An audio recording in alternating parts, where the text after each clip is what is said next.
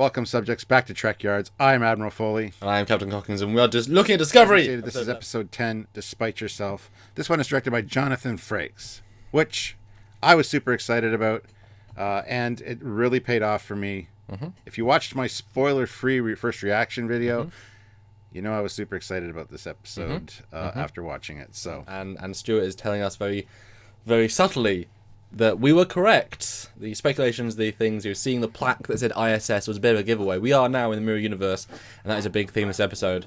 But Stuart, let's go overall. What do you think of episode 10, Despite Yourself? We're back, 2018.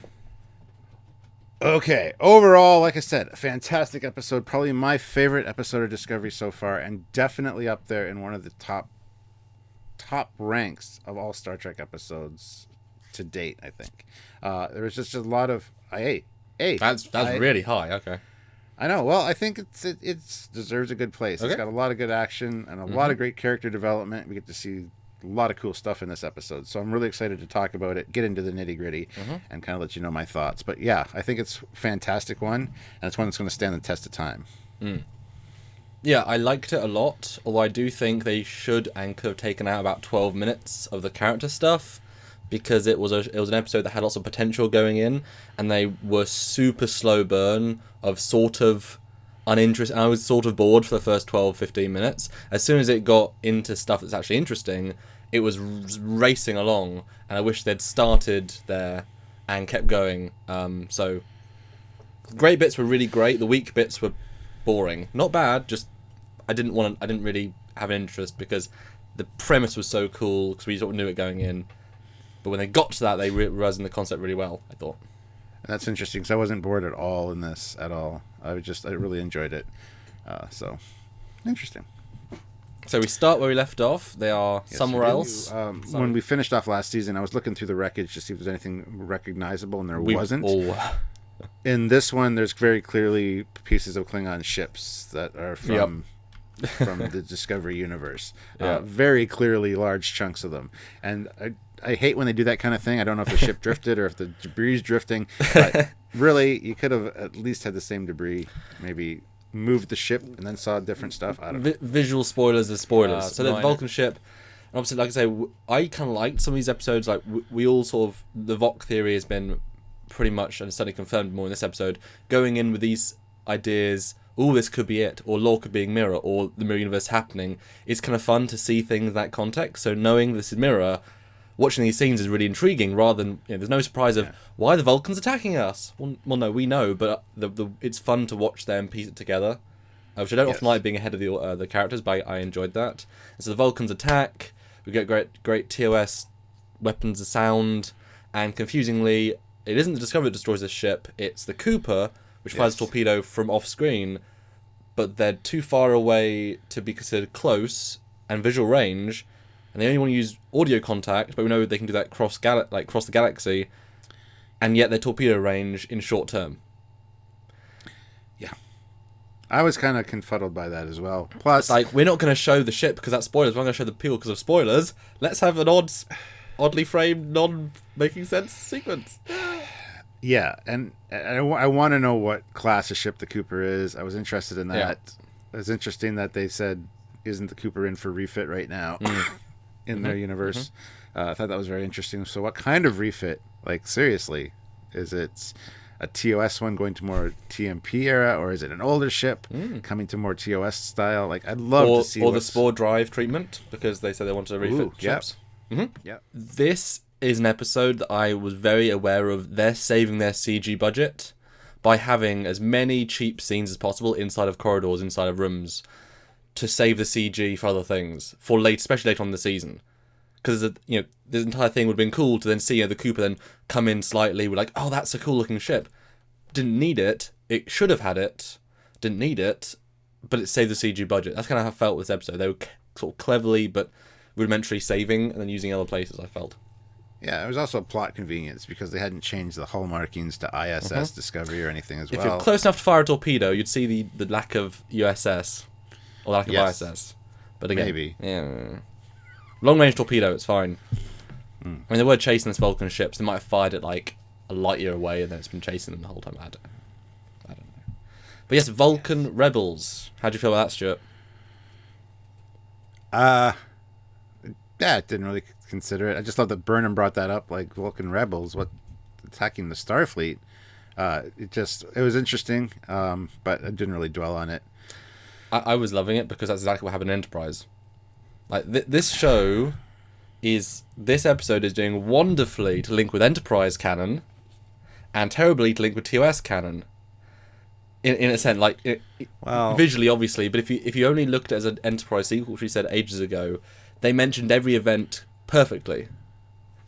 So Vulcan Rebels, exactly. We know the Andorians, all that thing is completely, So I was like, yes, this is great. I love that episode to pieces. And we'll get into that in a little bit. But they warp bring it up. Sorry, I saw it because there's a warp bring. Sorry, edit that out.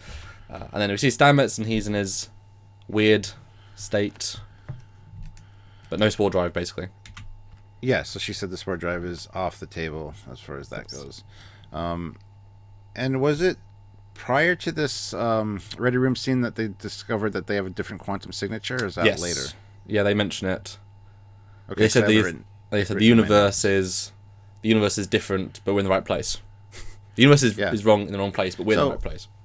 So they did jump to Starbase 47 or 46, but yeah, everything else around them was wrong. They were in the right spot, but the quantum signature didn't match, so they found out they were in the wrong universe. Then we get this scene in the Ready Room where they're talking about, different realities have been, postulated since the 20th century, blah, blah, blah, which is a nice little, I thought that was cool.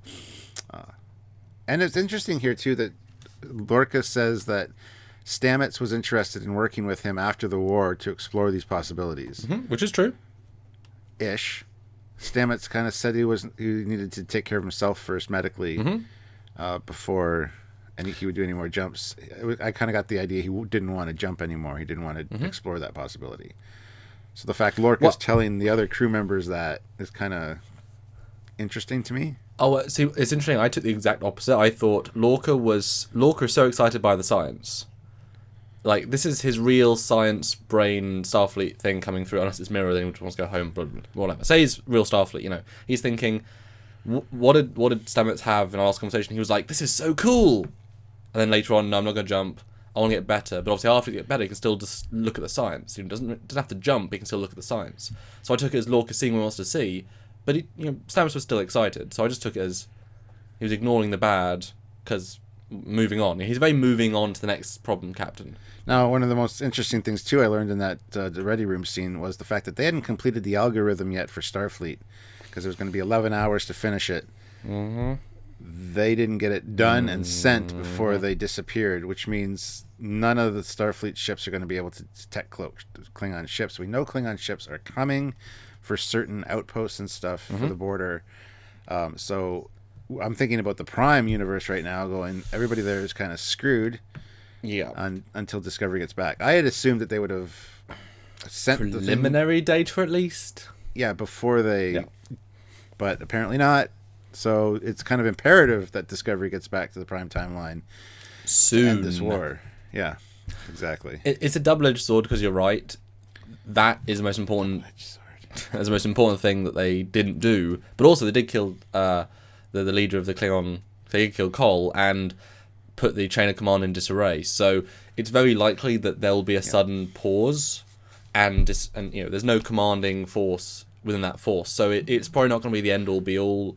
But you're right, this is still an awful situation. I'm assuming that someone's going to vie for power, and they're going to have an internal fight, and that'll keep them sort of reasonably busy. After they destroy those initial colonies, yes, it'll be horrible, but I don't think they'll have that last push without the big ship. It could go, one of either way. They're going to pause and kind of take time to get their internal things going on fixed, or they're just going to lash out at the Federation for taking out. Yeah.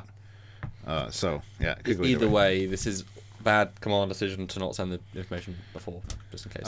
Next scene, we got Stamets in the sickbay, and Tilly is talking to him about the spore humidity and things that that used to annoy Stamets. To try to something familiar, and Stamets keeps referring to the palace. Don't go to the palace.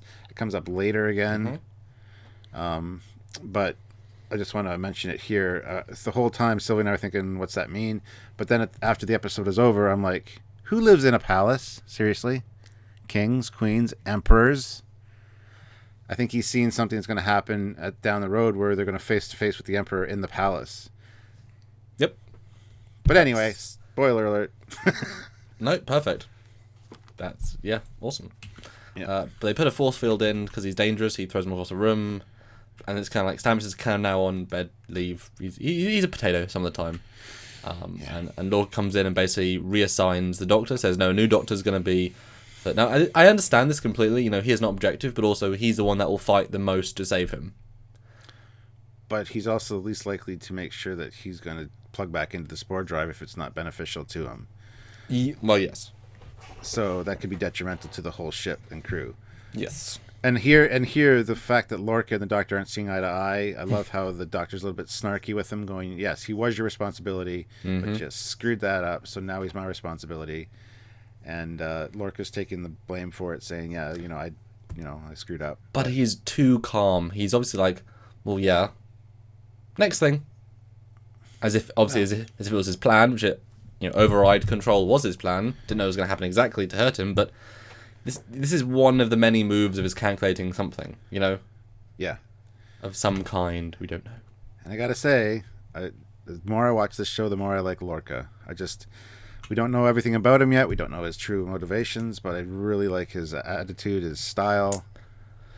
The irony is he's been softened as the show's gone on to be less the highs and lows, be that muddled grey the entire time, that medium value, because you can relate to his little bits of good commanding, little bits of deviousness. He's not being, I hate you, So they brought him all the way down to this really interesting place, more like a Garrick than like Jellicoe. Well, and he's better for it. But that's the writing. That's them understanding they were wrong at the start with the direction, because we all sort of hated him at the start.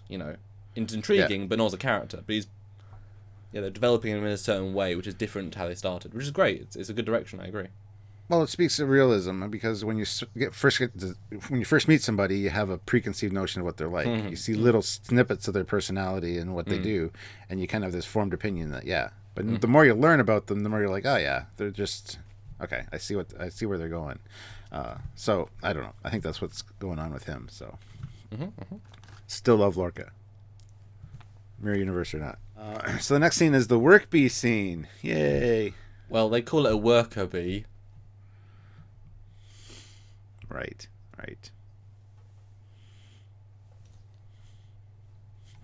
Anyway, cool to see it again. We saw it in the very first episode. Yeah, great design. And the holographic interface is really cool. But the whole time I was thinking, would you really send Tyler out right after he had such a PTSD breakdown? I don't think so. And why is your chief of security handling a salvage operation? Because he's a good pilot. I mean, we established that already. Yes, because that's why Lorca sent him on the shuttle mission. Okay, sure. To rescue Sarek. I mean, it's established he's a good pilot in that episode, blah, blah, blah. I would have sent an engineer personally, but that's just me. Yeah, I know. But budget, we don't have a crew of 137. We only have like 7 people. But yes, he has PTSD flashbacks, and we're getting pushed even further into that sort of madness. Same scenes, but they're just a tad more graphic, as are ones later on, just a little bit more visceral. And what's interesting is that he detects in this well, this was one of the annoying things. The Klingon ships are clearly the same as in Discovery Verse, which is annoying because they should be, if this is the prime mirror, this should be prime Klingon ships, which doubles down on them being actually these pretty naff designs. Whatever, this is one of the Raiders. But it's crewed, a Klingon Raider is crewed by an Andorian and a Vulcan. Actually, if you do a still, they did do 3D models of dudes with ears and antenna, which was great. And that's a really interesting, cool. So anyway, long story short, he cuts the data core out. Everybody on the ship is pretty concerned, because if you screw up, we're losing that data. He pulls through. He conquers his fears and actually gets the data core out. I was worried that it was going to get damaged. We weren't going to learn about this universe yet. And I was like, no, we got to learn about this. Come on. Yeah. Glad it paid off. But this is where it being such a slow, unnecessary build. If it's almost this had been the first scene. Okay, we found a data core. Oh, this is so cool! Like it's unnecessary to keep pushing him. Like we know what's happening. We've seen the flashbacks. Like it's just they were very much delaying. They're pulling these scenes out further than needed to be, just to save the budget, I think. Or the runtime. The runtime, again, is only 44 minutes. It was normal. It wasn't the Netflix anytime 50-minute, 55-minute, 60-minute runtime of Game of Thrones and such. It was a normal runtime. But then he goes straight to the brig, where the Rel is just hanging out. And with basically like 6 words, she convinced him to lower the force field. Yep. I mean, that's all good. That's all good. And he's got... I love his acting in this scene. It's pretty... I mean, he's believable. Just straight away. And he strangles her, and then what happens, Stuart? Well, she tries to trigger him. Whom do we seek? And he starts speaking, and it's definitely Vok. He's got that exact same kind of like he's talking with 15 marbles in his mouth sound. And it kind of confirms that it is Vok. It is the same actor, unless they dubbed the other actor's voice over this to confuse us, but I doubt that very much. Because at this point, Sylvia looked at me and she goes, could it be that he's just a human officer that was brainwashed and, is going to, like, Manchurian Candidate on people down the road, which I'll talk about later. And I'm like, it could be. I was confused, too, because when he came back, they would have done a whole bunch of scans, and they would have known if he was Klingon because he would have had all the redundancies in the Klingon body and all this. But... I was like, that's definitely Vok. You can tell. Well, if Aaron Darwin can go completely undetected, both in the original timeline and TNG DS9 timeline, be scanned, be transported, and never detect he's Klingon, they obviously can do a good job with the right tools. True. But yeah, certainly the voice was Vok, and it's like, it's like great. No one's surprised. But at least they sort of went out and just sort of like confirmed it, because the voice is very specific and the acting is very like. Well, like I said, Sylvie and I were trying to retcon it, saying maybe there were pieces of Vok's brain that they implanted into. But that's even more convoluted. Human. It is, but it makes sense if they're sending, because this guy must have existed in the Starfleet beforehand, because they would have had his records and everything. But later on, they board the Shinjo because they happen to look the same and. They didn't do scans on the people and detect, oh, look, you're a different quantum signature. That's weird. We've detected that once before with the Defiant. Oh, no. Well, they wouldn't be scanning for that, just for regular transport. Yeah, and they didn't scan deep enough to detect the Klingon potential bone marrow transplant stuff they mentioned a little bit later. But it's a good scene, powerful scene, and it's great because he doesn't get triggered properly. And it cuts from this, you think it's going to be, boom, we know what's going to happen, and no, he's moved somewhere else. He's clearly had this fit in his brain, like the other him has changed, and he points the gun. She's like, oh no. I love that actor's like, oh crap, I've lost control. Oh no. Yeah, it should be working. What's going on? Yeah, that's great. And then he puts the force field back up on the brig, and she's like, don't worry, you'll come back to me. Things will be fine. We just got to figure this out. Yeah. So awesome scene, kind of, gelled what we had talked about earlier, assuming that Vok was in fact Tyler, or Tyler was Vok. Discovery's worst kept secret and most obvious plot reveal. But hey, they're doing it well, step by step so far. But it's kind of fun to know that, because you can see his acting and his internal turmoil, as if we were watching episode 15 and could go back and watch it from the start. And what an awful time to have it happen. Just after we cross over the mirror universe, nothing is what it's supposed to be. Worst time ever for him to go off the deep end and just go crazy. But best time narratively for good plots stuff. Stuff starts happening. The data core is Klingon exterior, Vulcan interior, and the data chips are Vulcan design. Yeah. And 12 seconds later, we get the reveal. Dun dun dun. And I loved it. I was like, yes, because the new emblem is fantastic. Just like the new Trekyards Mirror Universe emblem. Thanks, we'll talk about this. Yeah, we'll talk about this later, but pretty good. And this will be its own episode for sure. It's just straight out there, which was what it needed to be. But it's great to have them having written scripts myself, it's difficult to just write the explanation dialogue, because it's like we all as fans know exactly what this means, but how do you say it concisely in their voice, interestingly for new people, and not have them know too much? They did a great job, because they said they were an oppressive, racist, xenophobic culture with a faceless emperor. Basically that just summed up everything about the Terran Empire. But I love the faceless emperor. I love that idea of who is running it all. Somebody.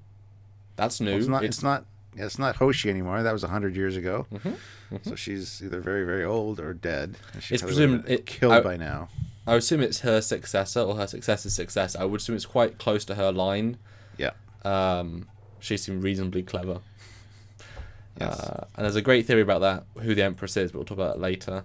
I love that the rebellion is formed by all non-humans, basically. Yeah. Cool.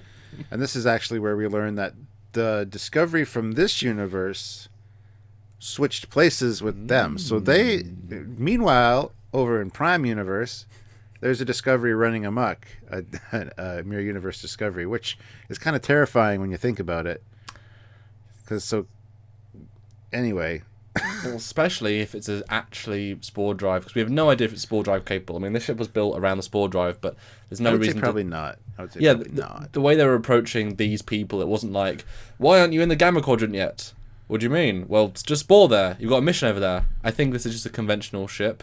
That would be a nice way of balancing out the text, because, But that's... I hope we don't go back, jump to Prime like we jumped to Klingons. Like, stay with this crew. Let us enjoy this. But I would kind of like this. No, I'd kind of like to see the Discovery in the Prime Universe. Oh no, I want to see it, but I want them to tell their story first. Because the fact is, season 2, all they have to do, because these universes aren't linked one-to-one in the sense that their actions aren't at the same time. They happen to jump at the same time. That's because the universe is running parallel. Now they know what's happening. If this Discovery jumps back to our timeline, the other one isn't suddenly going to jump back to this timeline. They're running on different courses now. So season 2, it could be Discovery versus Discovery. They jump into back to Prime. You've got evil Discovery running around, probably more powerful weapons because it's warlike. And then you've got season 2 is we can hunt down a super powerful, and they've got like we'll talk about later. They've got TOS tech plus 100 years. Discovery has pre-TOS tech by 10 years.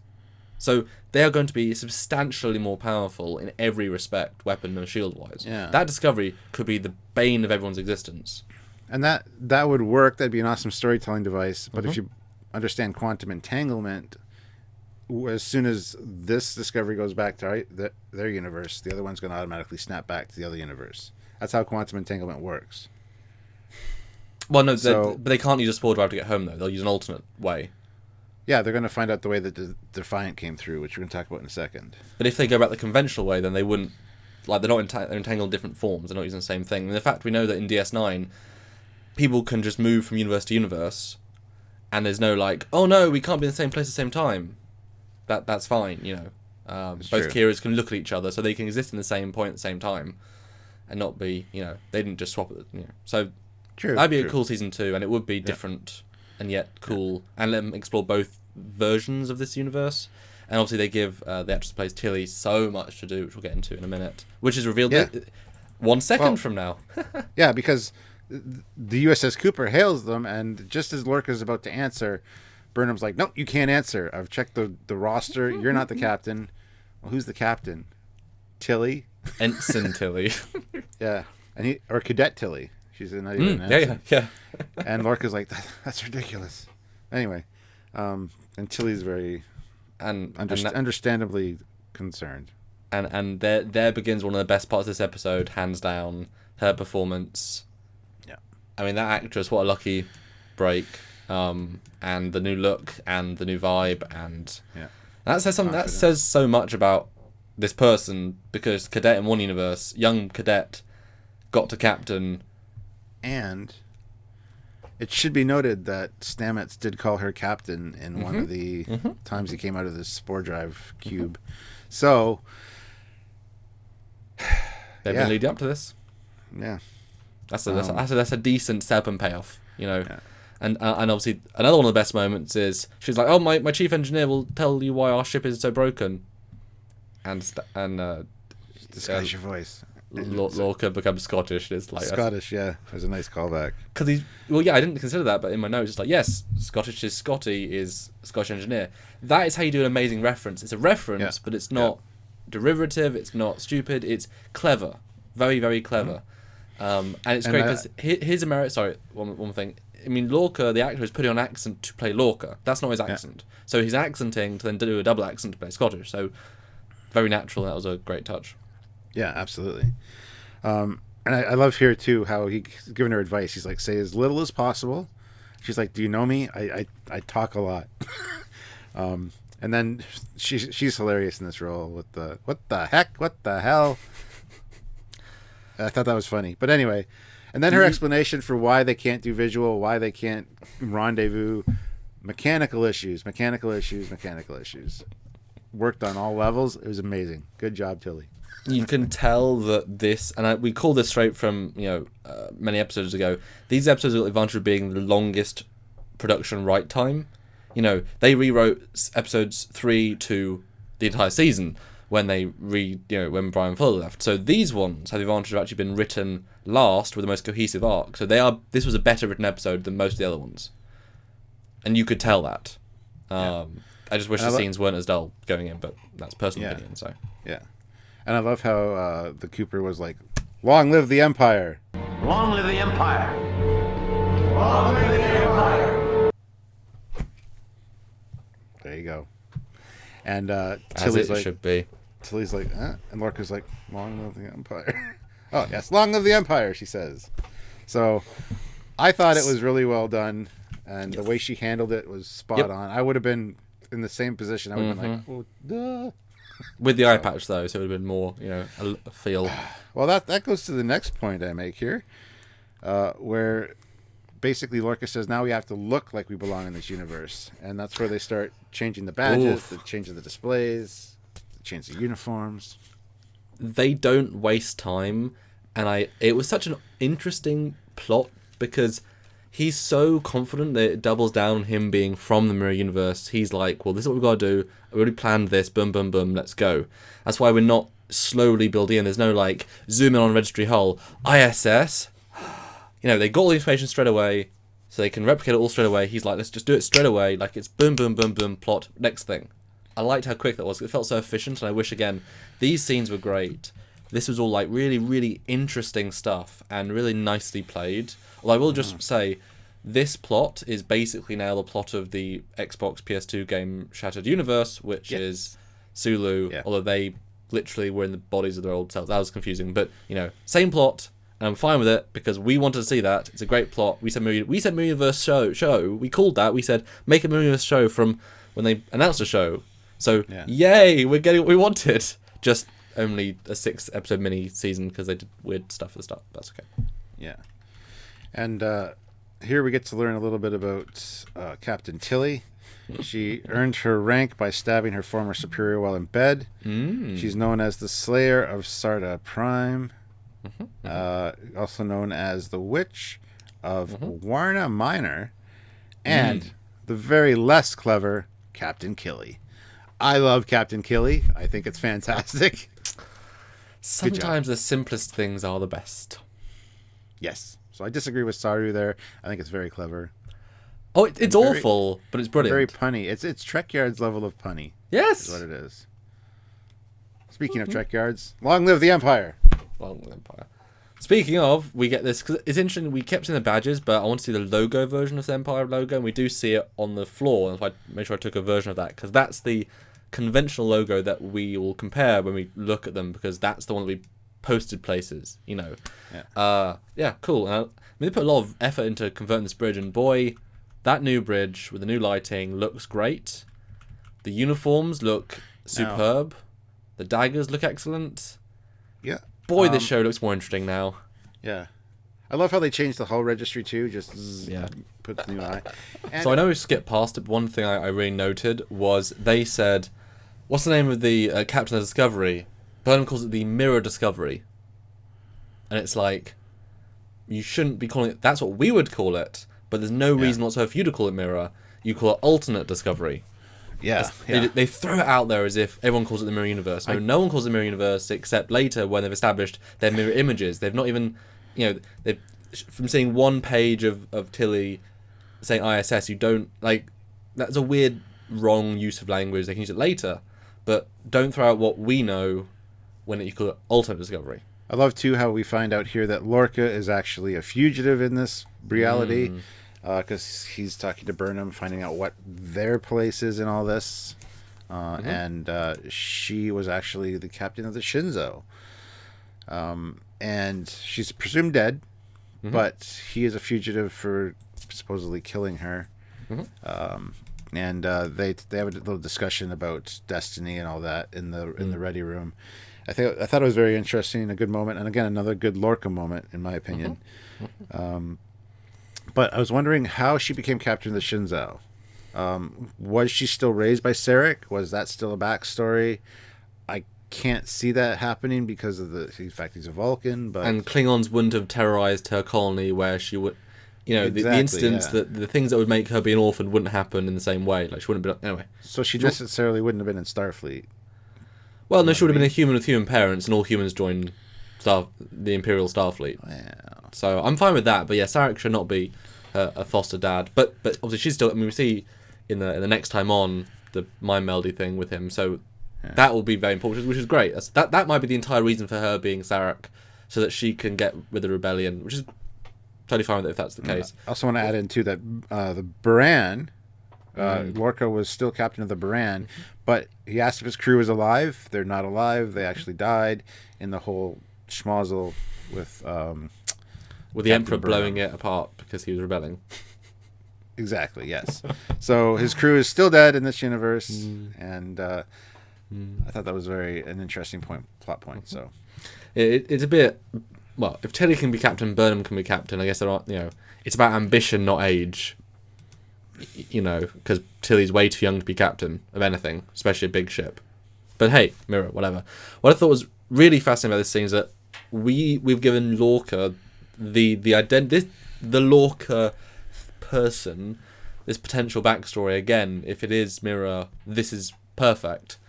The Lorca of this universe rebelled against the Emperor. Could be good, could be because he's like Spock, he's a bit more neutral. Failed. Ship got destroyed. He escaped. He's a fugitive. Well, they don't know where he is. Otherwise, Burnham couldn't bring him in a few minutes. So obviously, maybe, possibly, if that one Lorca then jumped to our universe, took over, knowing that he needed to save his empire, his Terran Empire. Guess what? The Spore Drive was a theory with Stamets back in his time.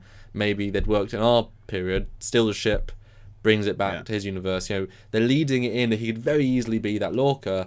Yeah. And that's brilliant. And that would be, it could go either way. And the way they're playing it, he has to be a wonderful actor to be someone else the entire time. So, years of being someone else, cool. Although if the Baran wouldn't have been destroyed in the same place at the same time, although there are those coincidences. If it was destroyed at the same place at the same time, maybe he phased between the ships or something. Because could be place, both time to do things in this universal plane. And then we get to the biggest scene of the episode. Yes. We have a reference to another ship crossing over to this dimension. And it's the USS Defiant. I loved the tie-in. I love that this is the linchpin of all these, like Enterprise and Mirror Universe, and just it's the one thing that locks them all together. Yes. I also love the reference to when they say the Defiant. He's like, isn't the Defiant supposed to be patrolling Sector 6? Yeah. Because it would be a brand new ship, right? Yeah. They're like, well, no, it's a Constitution class vessel, and it was crossed over like 100 years ago.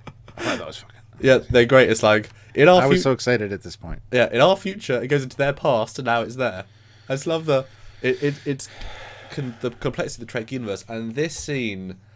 I mean, you could tell we're watching it how happy it'd make me on the inside, because this is a canon-rich. It shows you've got this universe of Star Trek. Use it.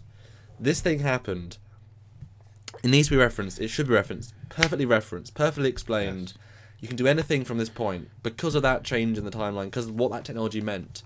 that can do a billion things. And if this universe was a mirror universe, it could also have explained everything with them looking different. You know, that one incident, which is two of my favourite episodes of Trek of all time, some of my favourite of those 2 episodes, because the way they show it is just perfect.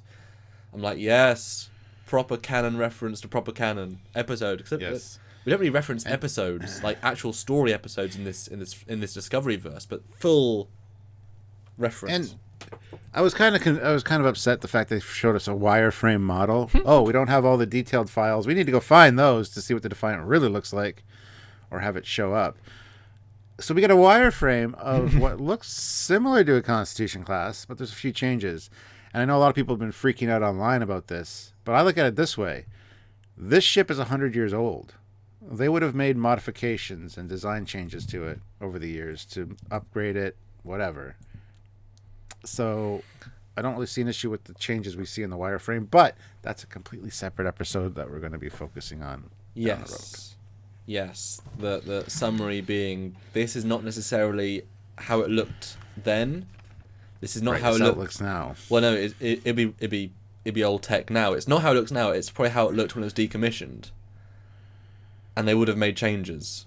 Yeah. So there you go. We should all feel happy that it looks relatively similar. And yes. But this is not the Discovery verse Enterprise Constitution class. This is the mirror alternate future version. But still, it's pretty exciting stuff. You get a B+ for effort. But they explained it as it's top secret. They don't have all the information. They need to get it out. They need to get it off a ship from this universe with captain's access. Yep. That's the whole plan that they're going on the ISS Enterprise now, is to find out about the Defiant.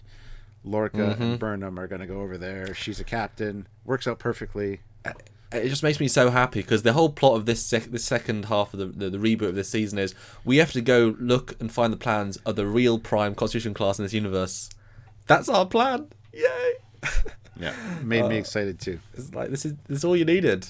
You know, and it's just use the universe. Oops. Tyler goes to the doctor and says, "I'm not feeling great," and the doctor's like, "If you're not feeling great, is actually something happening? Because I'm going to relieve you." "Oh no, it's fine. Just do a scan." And he's like, "Okay, fine." Yeah, and here he mentions when you came back, you had full scans, and you also had the Manchurian test, which looks for brainwashing, any hidden triggers, anything like that. So a clean bill of health. So basically, yeah. And here again, we get another reference to stay out of the palace. Stay out of the palace. I mean, that's a big thing that's going to come in later, I guarantee you. But beyond that, interesting enough, he kisses Stamets, which is lovely, and his eyes revert to normal, which means it's not a fully physiological change. It's some other. If he can go in between, that's really interesting. And he warns him, saying their enemy's on board, and it's like. Well, he says, "Be careful, the enemy is here," which could mean many things, but we know what it means. It means look behind you. And shoot him, and then he turns away. His eyes glaze back over and become white again. So that's very interesting. But given the end, given what happens later on, if he just said, "Sedate Tyler," would have saved a whole lot of trouble. We'll get into that a little later. Crypticness is bad for everyone. The next scene I loved. This is where Tilly's checking out her new style. And she's asking Burnham, how can I be confident? How can I act like the people from this universe? How can I act like this Captain Tilly? To which Burnham gives her the advice that these people project strength because they're in constant fear of being stabbed in the back, literally. Yeah. So that's how you handle it. Just, and you have a whole crew behind you. You have a captain that has faith in you. That's where your strength is. That's where it comes from. But I gotta admit, I love the Tilly new look. I love the fact that she mentioned her mother again, because she mentioned in one of the previous episodes that her mother never approved of her hair. So in this one, she's like, "Well, my mother would be happy at least." Anyway, I thought that was worth pointing out. And tremendous uniforms. I mean, just incredible visually. Beautiful. And what a great idea to have ranks be armor pieces. I mean, that's so showy-offy, and yet you could say it's functional with maybe it disperses energy weapons. So the higher up you get, the more you can you can survive a shot to the back or whatnot. But yeah, I mean, Burnham really is just the exposition machine in this episode. Yeah. And that's fine. Not much characterfulness, just spewing at the audience. But this is when we hoped for a Mirror Universe show. You can either take it in the Mirror Universe or Prime going into Mirror. But this sort of elaboration on what that means, I love. Like you said, I mentioned, they're always afraid. That's a beautiful way of explaining it. That's what this show can, should, and would have added. And by going to Mirror Universe, you can do these really cool things, and actually that adds to the mythos to me. Most of the stuff in Discovery is not adding to the Trek canon. That added to the mythos for me. And I just want to point out that Admiral Foley is not ever afraid. Curses to all you. Long live the Empire. You will never stab me in the back, Captain. I'm quite far away, but you never know. So next scene, exactly. Tilly's on the bridge and she walks in and gives a command, and everyone's like, "Yes, sir!" And it's just like, "Oh, cool." Before she does that, though, she does say, "Well, let's not keep these assholes waiting." Wait, was that too much? And Lorca's like, "Not here." Perfect. That's perfect. I loved it. Yeah. So, anyway, yes. It shows that without much, she can be this amazing thing. It's like... It's the great idea of, if you saw your own future and saw yourself becoming this great leader, you now know you can be, which means you don't need to be as confident because you've got complete self-assurance. It's no longer possible, it is and is. So she knows she can be a captain, so she's tapping into, well, I can be, which is wonderful, and it plays really well. And then it turns out they're going to the Shinjo, the ISS Shinjo. That's obviously the plan to do a sort of mini heist there. Yep. And we get this holographic figure. Again, tremendous uniform, looks just excellent. And it's the previous helmsman of the last ship, one of those other officers who was, in it. A couple of lines. I remember we said at the time, it's like, wow, they give everyone character and then killing them all. What a waste of everything. His name was Connor. And he was also the one. He was also the one that came down when Burnham was in the brig. And said, we're explorers, we're not warriors. And then the brig blew away and he died in front of her. So I don't know if anybody caught that, but that's who that is. I mean, do you remember last season at the end, I said to you they would meet the Shinjo. The Shinjo would be the one in the asteroid, the debris field, and they'd meet everyone in the previous crew. I was mostly right. They just didn't be as coincidental to just have the Shinjo outside. So it was what I said, just give us half hour into the plot. But I was right. And no Captain Giorgio yet. I was expecting her to be on the Shinzo. I think she's still coming back, though. It's in some capacity, but we don't hire that actress unless you can do something with her. So she's either an admiral or more.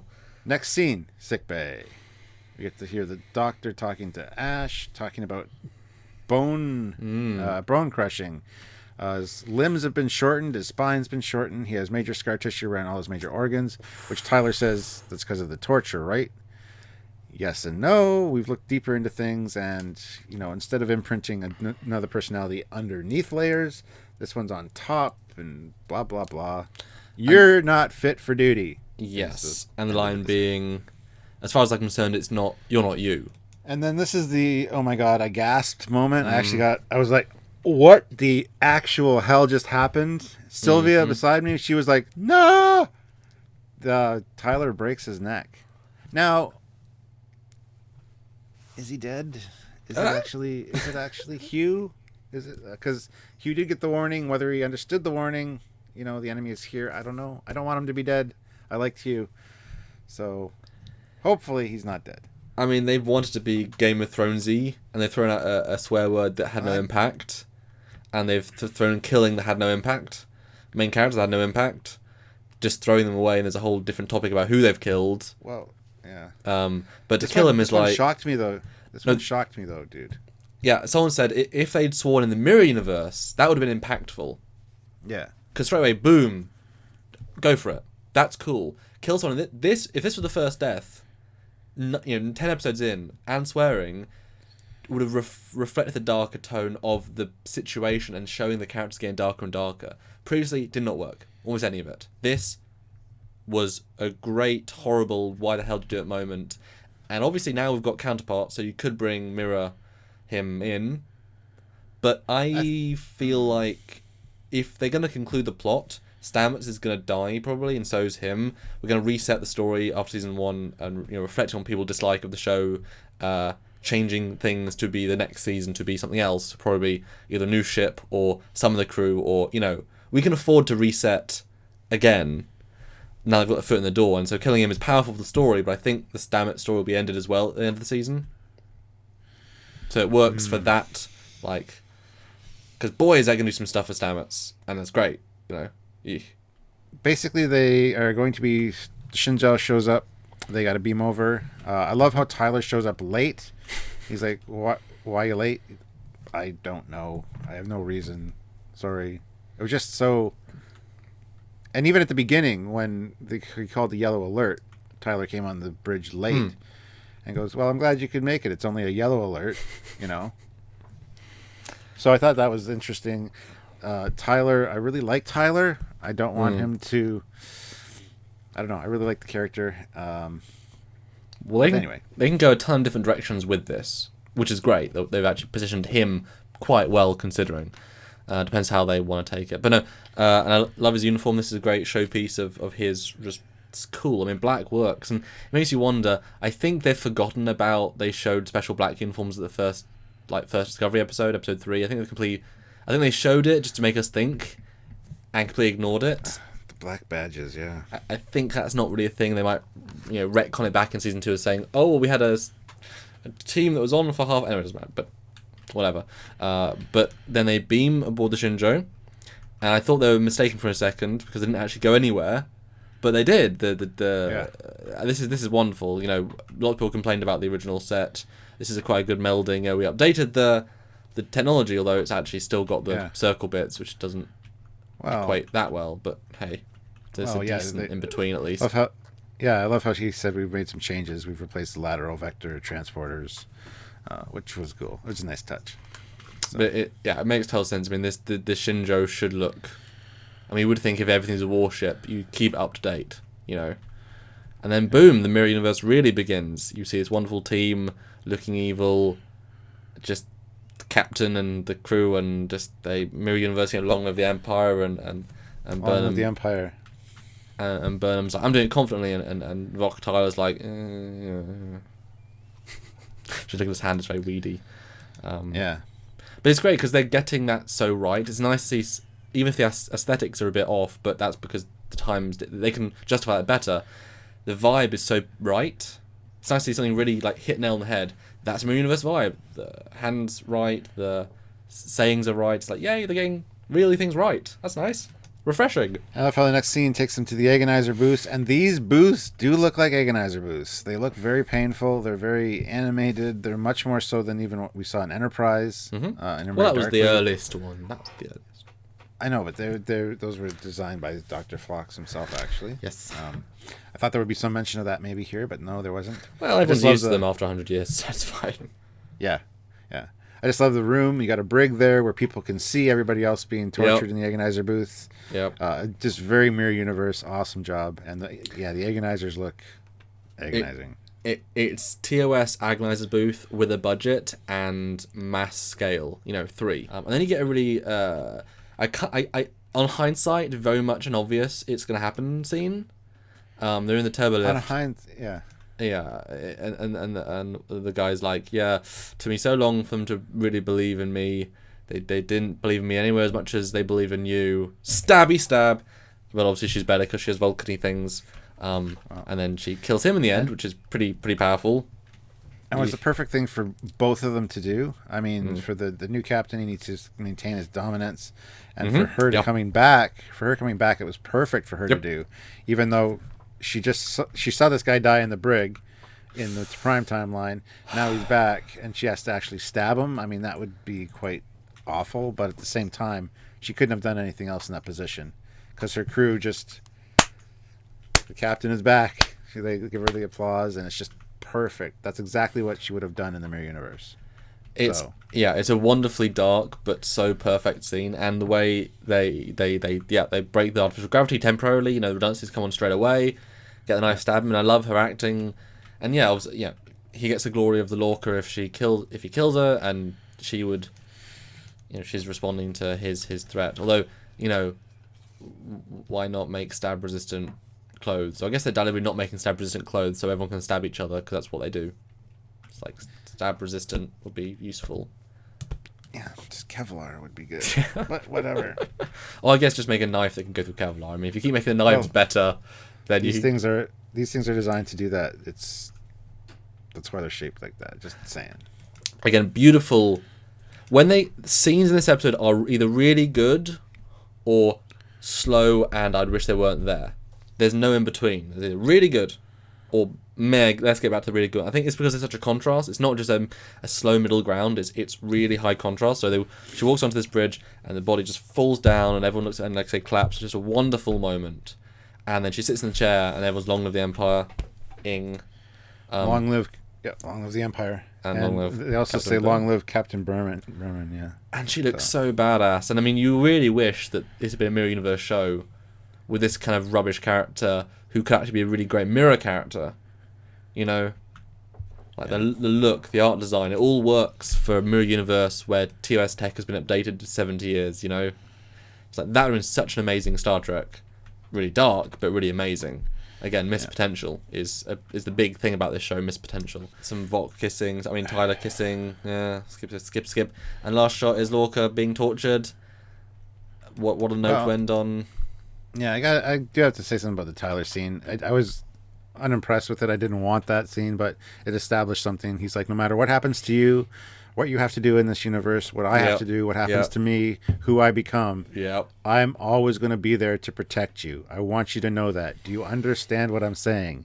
Like, he was very reiterative of that point. If he does become Vok again, he's got this connection with Burnham now. How's that going to play out with his with L'Rell? I mean, there's a lot going on here, and I just this is going to be a cool payoff at some point, hopefully. I think we're finally at a good 6 episodes. That's my gut. We're finally going to have 6 strong episodes of Star Trek. You think they're all going to be in the Mirror Universe? Yes. Or you think they're going to wrap up the Mirror Universe in the next episode or 2? Well, that's a separate discussion, Stuart. I have to think about that. But let's end our notes on overall final thoughts and final scoring. So, Stuart, what do you think? All right. Overall, final thoughts. One of the best episodes of Star Trek Discovery to date. Yep. And sure, there was a lot of fan service in it because it's Mirror Universe, but at the same time, it was the best bits, basically. It was done very well. I think this was part of the rewrites, and based on initial fan reaction, I think they did a lot of changes, and this story is a part of that.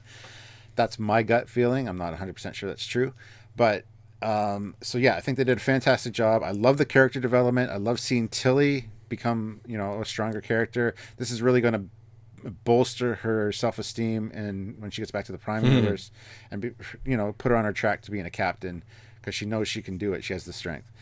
Things like that. Berman, I love seeing her character in this. Tyler, I'm shocked he killed the Doctor, but at the same time, the realization that something's wrong with him. I like Tyler. I don't want to see him be Vok almost, but and I don't want Hugh to be dead. I want Stamets to come back. Lorca just continues to impress me, whether he's Mirror Universe Lorca or not. I don't care. I like the guy. So, and Saru had very little role in this one.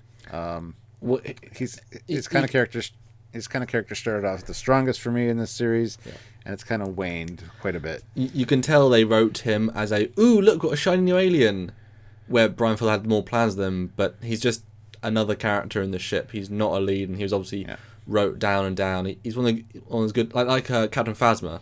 He's a marketing trick. Yeah, he's not actually a character. Well, he's a character, but not a character. He will be at some point. I think he'll flesh him out. Well, it's only season 1, and we know that season 1 of any Star Trek series is never like the best. So who knows what the future holds in store? But and to be fair, Mirror him would be probably way more interesting and way cooler. What if there were predators on their planet?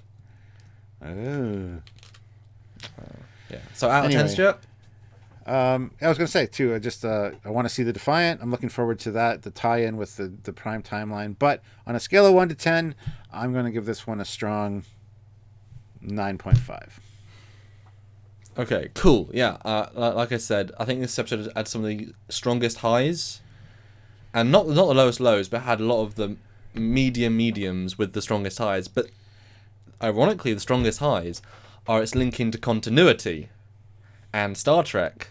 Because guess what, guys? Just like Into Mirror Darkly, it was one of the strongest episodes because it really used what existed before to make a cool narrative and pushed it in a different direction.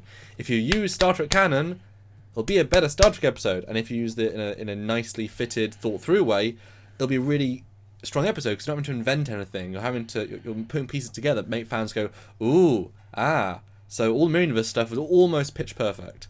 And imagine if the Prime timeline stuff actually looked like Prime, and they went to this art design as Mirror, you'd be like, ooh, that's interesting. Kind of a JJ military-esque, but still more that would have been great. Not so, whatever. Hopefully they'll fix it in season 2. But yeah, like I say, really strong. And this is, I finally felt like going to reach their potential as a show. It just took them a complete alteration of their direction, complete change in the writing staff, and complete, re-scripting of the whole second season, with only the last 6 having the time and energy to make them good. But if we get 6 great ones, I am all for that, because 6 is a season of Red Dwarf, and they're double the length anyway, so boy, you can do a lot in 6. And and after the first 10 minutes, I was every 8 or 9 minutes checking the time to see how quick we were through, hoping we'd get more minutes, because I was wanting to know the entire journey. And I'm not any more excited than I've been to watch this second part or the rest of the 5, because it could and should be amazing. I'm going to give it a 9, I think. Maybe like a 9.2, 9.3, because I honestly, I'm kind of nervous about our previous scores. Like, what do we give the Mud episode? Like, if that was a 9.5, I'm like, well, how do they compare? Because that was consistently excellent. This had some lower bits. You know what I mean? So it's kind of tricky. So I'm going to give it a 9. Probably their second best. And if you edited down the weak parts, it would be their best, probably. If this was the pilot, it'd be even better. True. So it's great. Well done. Cannot wait for more. Awesome. Yeah. So, guys, what do you think? Tell Admiral Foley what you think in the comments below, and looking forward to your thoughts, things. Please like the video, subscribe to the channel. Don't forget to share it around with anybody you think would enjoy it. We'd love doing these reviews, and we are back for Discovery. 6 more episodes, and lots of good little side projects and episodes coming out of these individual episodes. So stay tuned for those as well. A lot to talk about. We do. If you want to support us directly to help me fly over to Canada and kill the Admiral and become Admiral, you can support us in a couple of ways. Donate Trekyards.com, a little donation, say thank you for the hard work we do, or Trekyards, Patreon/Trekyards, and give a regular amount for what we do on a weekly, daily, monthly basis, all the good things. $5, $10, $20 a month makes a huge difference and gives us the confidence to make more and cooler stuff on the Trekyards channel. That's right. And I want to give a special shout out to Brett Barrow for designing the new Trekyards ISS Mirror Universe comm badge. It's the Trekyards logo upside down, guys. We did that first. Yeah, it was. Thank you, Brett, for that. So, yeah, anyway, until next time, long live the Empire. Long live the Empire. Bye, everybody. Bye. Come over here. I dare you. Let's go.